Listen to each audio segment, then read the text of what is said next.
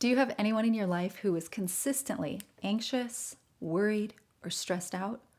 Today, I'm going to teach you the surprising way that having someone like this in your life may actually silently be impacting or even blocking your own spiritual growth or personal development journey.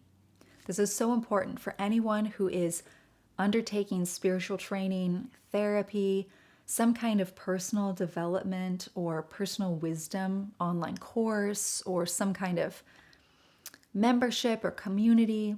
We see a lot of groups, men's groups, women's groups, co-ed groups, which are just phenomenal. It's wonderful to see so many people focused on trying to understand themselves at a deeper level, trying to improve themselves so they bring the best possible version of themselves to the table wherever they go, and also trying to understand their spiritual nature and start answering some of those larger existential questions about life.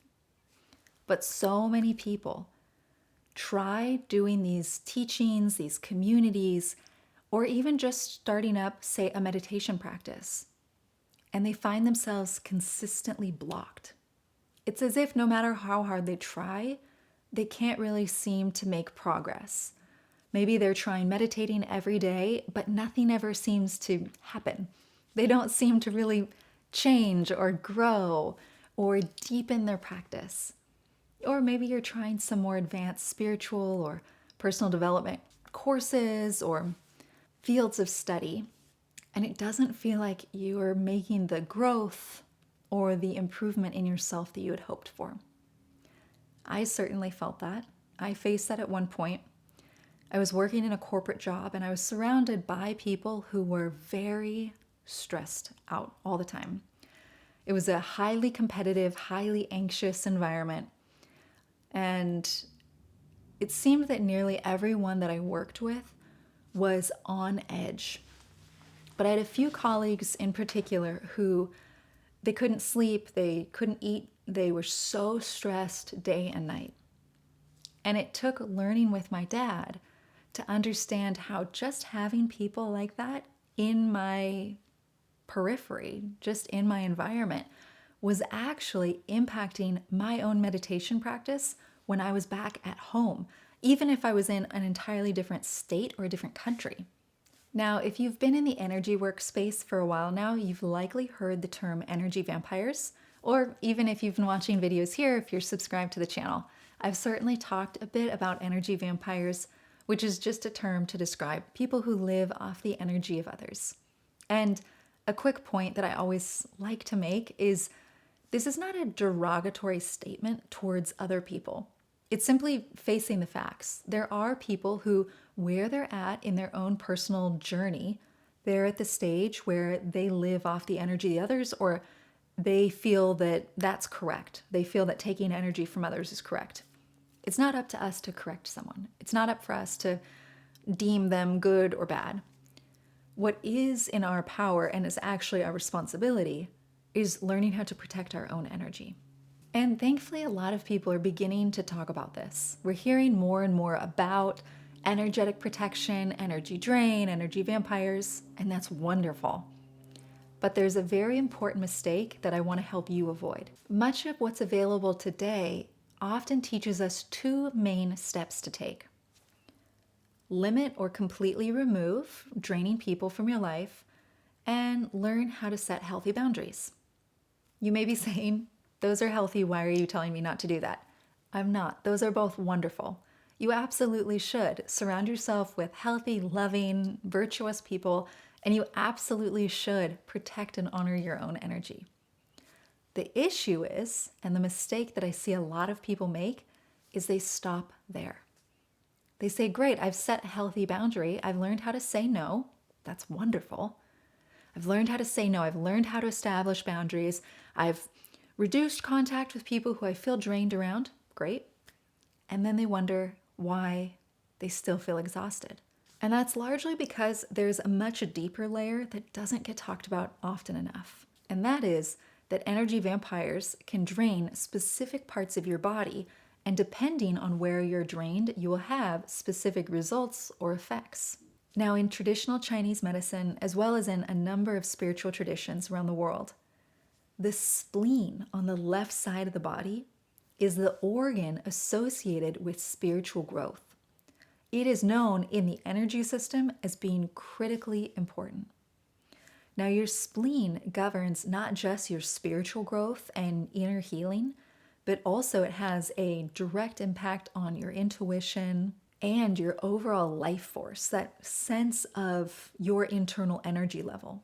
So the spleen is critically important from an energetic perspective for anyone who's going through spiritual training, personal development, therapy, any form of inner work. It could be physical, it could be psychological in nature. Your spleen is so important. But your spleen is also very sensitive to a specific type of energy, and that energy is worry.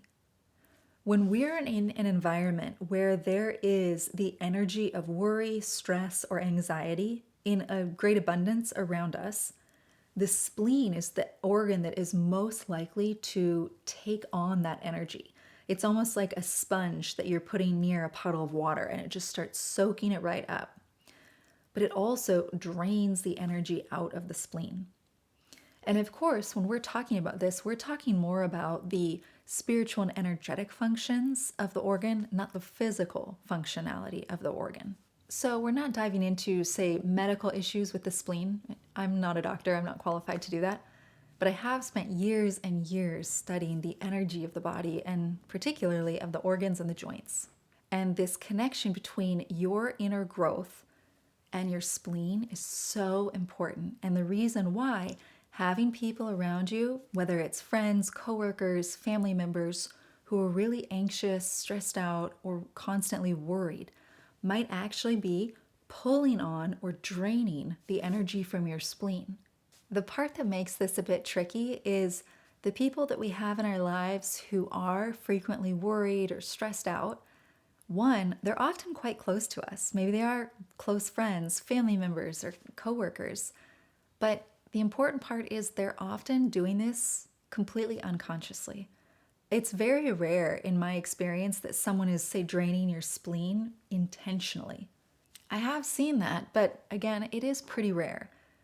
For the most part, these are people who are genuinely concerned about something. They're genuinely worried, or perhaps they've lived in fight or flight for years and it's just how they've learned to respond to life, or they haven't learned to really trust themselves or trust life.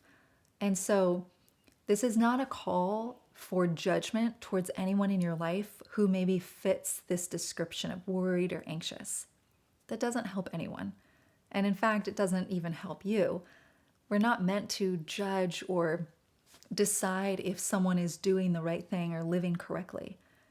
I like to say that's far above any of our pay grades, certainly mine, because that's the divine. That's between them and the divine. It's not us.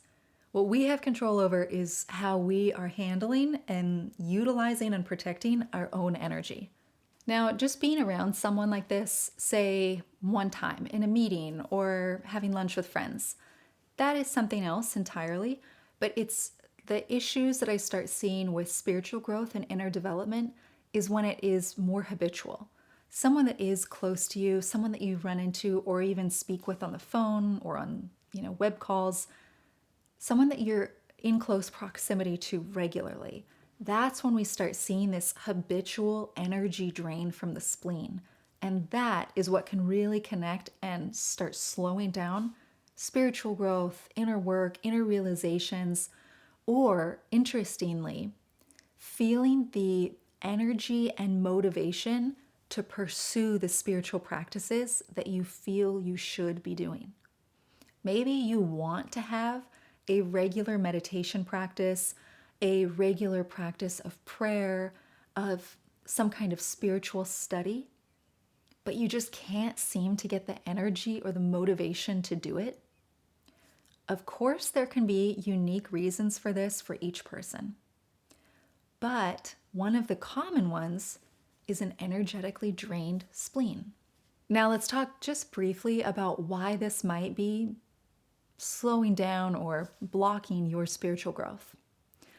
When we think about making spiritual growth, The reframe or the mindset shift that's really important is recognizing that growing spiritually or going through profound inner growth, learning how to heal from a difficult situation in the past, coming to find what your purpose is or who you really are, all of that requires energy. And it requires more energy than I think most of us recognize, certainly more than I did when I first began this. If you think about like this continuum or this scale of human consciousness and the emotions we've talked about a bit here, we have those lower energy emotions like apathy, self-hatred, grief. They are very low frequency, which means it's a very limited or small amount of energy in those emotions. And anyone who's ever lived with depression has certainly felt that. I know I did when I was dealing with depression. You just simply don't have energy to do things. Compare that to someone who jumps out of bed every morning, they don't even need caffeine, and they're just exuberant and loving life. My gosh, they're like the Energizer Bunny. They have nonstop energy. And it's often because they're simply living in a different place on that scale of human consciousness, that scale of emotions. But when we want to move ourselves higher up that scale, so let's say maybe you are a person who has dealt with a lot of anger, judgment, resentments, and you recognize that you would probably be better off by learning how to move on or forgive or just let go of the past. But it feels tricky at times, right? Or maybe you've dealt with a lot of grief or sadness and you'd like to be happy. You'd like to be motivated and energized and feeling bold and passionate about your life. But it kind of feels like, yeah, I want that, but how do I do it? And it's that jump from where you are to where you want to be that requires such energy. And please know this is completely possible. You can, and you're meant to bring in more energy into yourself so that you can make those positive jumps or increases up that scale of consciousness so that you can live a life that you absolutely love, like a life beyond what you even dreamed of. It's 100% possible. I bring this up for a reason. When we think about moving up on that scale, say we're moving from grief, sadness, or anger, and we want to live up to a place where we're confident, we're calm, we're grounded, and we have deep wisdom and spiritual realization. And we see, okay, I need energy to move up higher. To make that journey, most people assume that it's about getting things. So I need to read all the right books. I need to, go to all of the spiritual places. I need to do the things and take in as much as possible. Now, of course, education is wonderful, and there is a level of wisdom that's needed. Like, for example, if you hadn't heard this before today, it's probably going to be very helpful for you, and I hope you remember it for the rest of your life.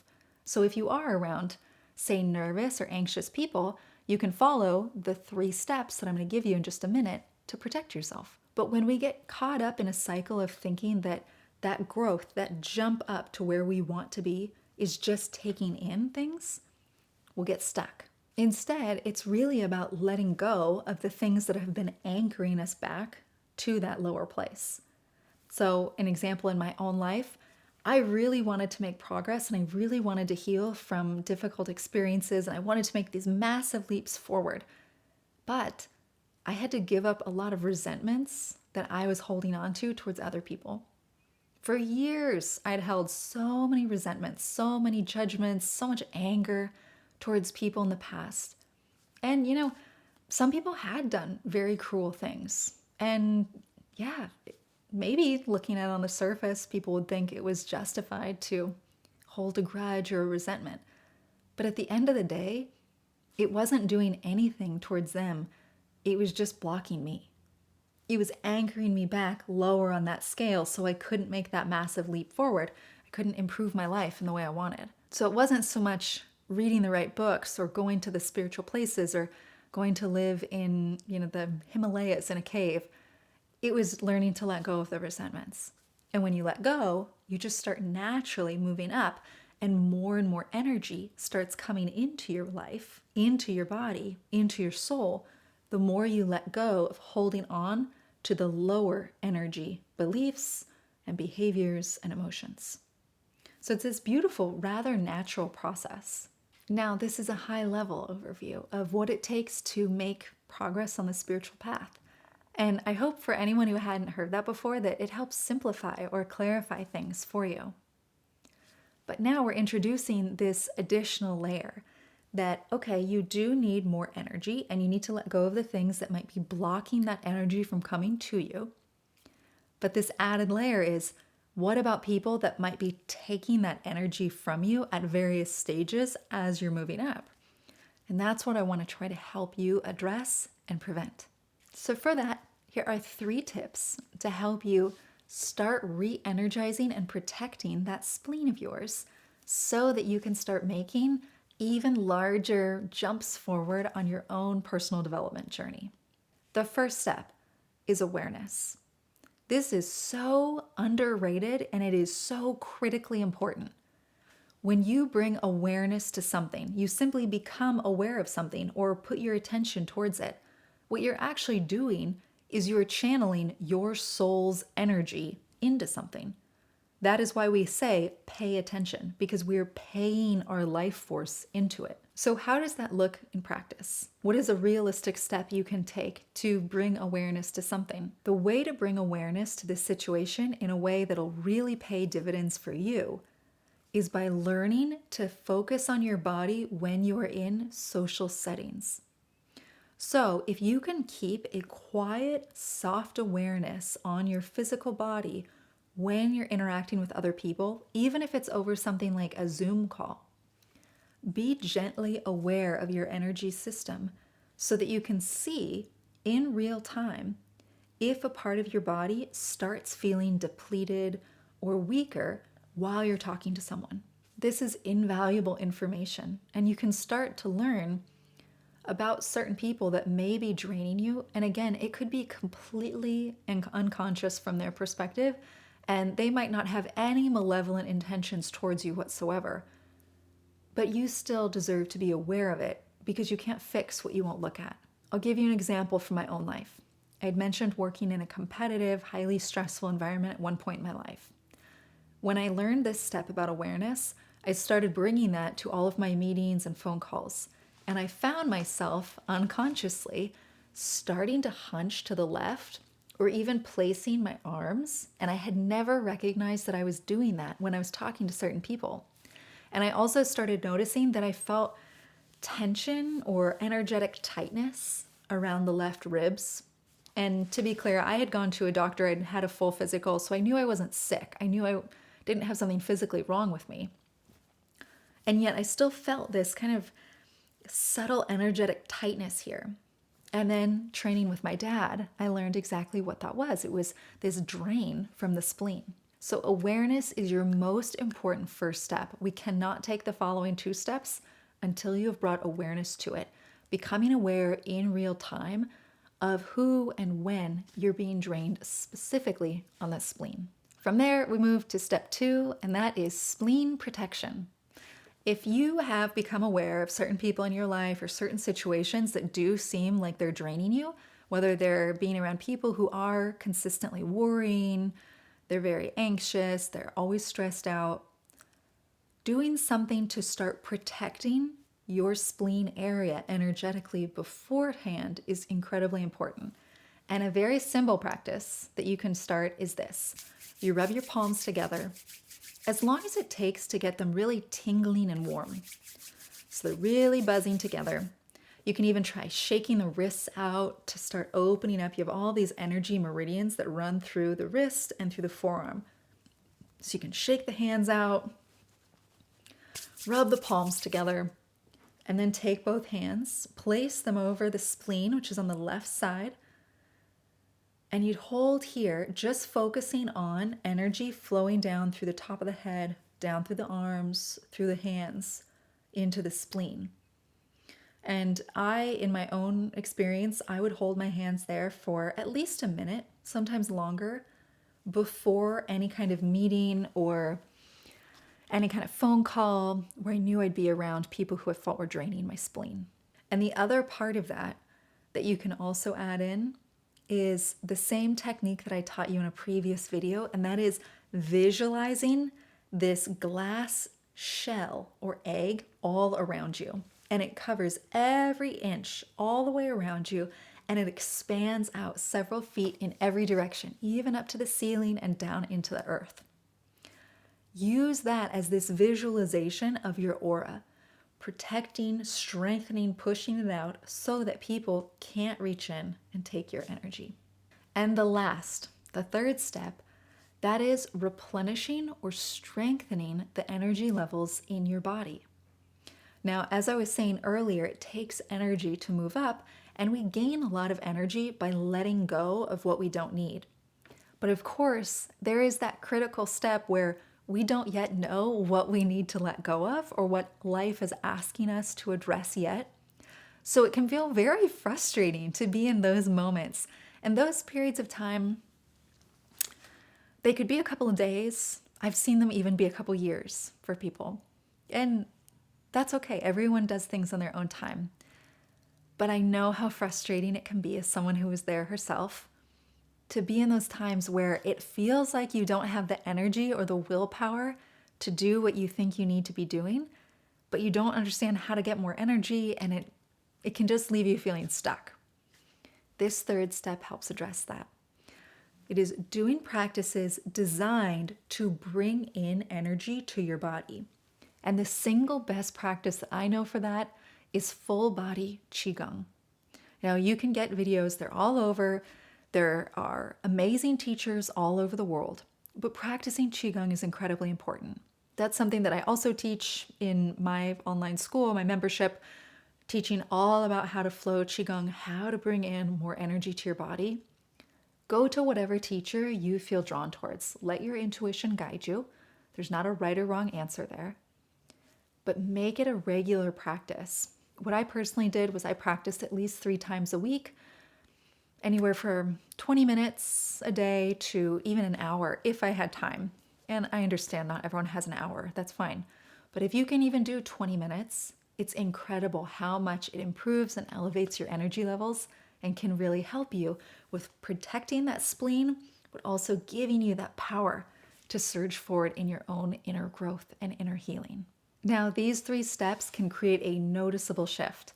But if you do want to go deeper and you want to learn how to really permanently seal your energy field, your aura, so that no one can ever drain you again in your life, and how to really elevate this energy throughout your body so that you can make lasting improvement and growth, then I'd like to invite you to something special. I'm leading a live training experience, a cohort-style training, specifically focused on this work, teaching the advanced energetic protection techniques that I have never taught anywhere ever, but that completely changed my life. These are the same techniques that I use to speak to boardrooms packed with executives, to speak on busy large stages, and to lead a 2,000-person team of employees. And do it all while feeling energized and clear-headed. We're going to go deep on full body energetic protection and how to create this powerful energetic foundation so that you can walk into any room you want, anywhere on earth, and feel grounded, confident, and energetically sound, even when you're surrounded by people who may want to drain you. Now, this isn't something that you just watch passively. It is live. It's very interactive. You're going to get to meet other people from around the world. You're going to receive live coaching in real time from me, and it's also going to be a lot of fun. I'll put a link in the description to a bit more info on that. But focusing on this idea of energizing and protecting your spleen's energy to help you make growth, it's incredible. And I just want to leave you with one thought. And that is, we spoke earlier about how when we pay attention to something, we are bringing our soul's energy into it. And that awareness is the most important first step, really, for any endeavor that we're going to undertake. So please know that simply by watching this training and by focusing on this work, even for just a few minutes, you have already started doing that. You've already started paying your soul's energy into your own spleen, your own spiritual growth. And that is wonderful. We need more and more people around the world who are genuinely focused on respecting, on honoring, and protecting their own energy. Just know that any effort you're putting forth to grow, to heal, to improve yourself, and to move on from the past, it's important. And not just for you or for me, but the efforts that you're putting forward today are going to ripple out and positively impact every single person who's going to come into contact with that future you who has done the work. And that's pretty incredible.